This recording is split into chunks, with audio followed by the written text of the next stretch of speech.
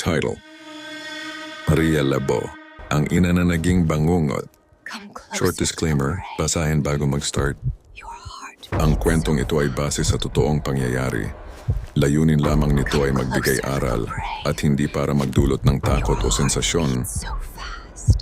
Paano kung ang taong pinagkakatiwalaan mo ang mismong papatay sa'yo? Tahimik ang isang bahay sa Iloilo. Walang sigawan. Walang gulo.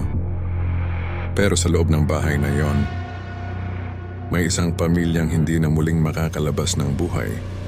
Ito ang kwento ni Maria Labo. Si Maria Labo ay isang ina. May asawa. May mga anak. Sa paningin ng iba, isa lang siyang simpleng may bahay. Pero sa likod ng ngiti niya, may unti-unting nabubuong dilim. Ang pagbabago ni Maria, ayon sa mga kapitbahay.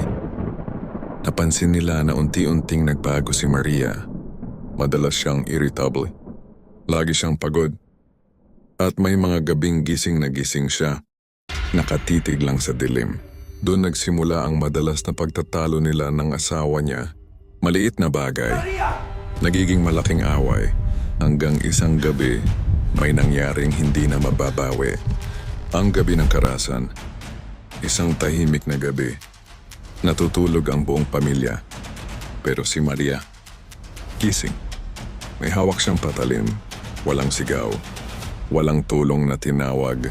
Isa-isa, pinatay niya ang sarili niyang pamilya. Ang mas masakit, hindi lang asawa niya, kundi pati sarili niyang mga anak.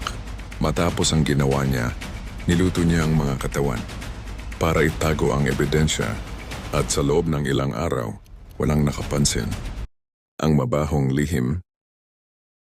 Napansin ng mga kapitbahay ang kakaiba. May masangsang na amoy mula sa bahay. Akala nila patay na hayop o basurang naiwan.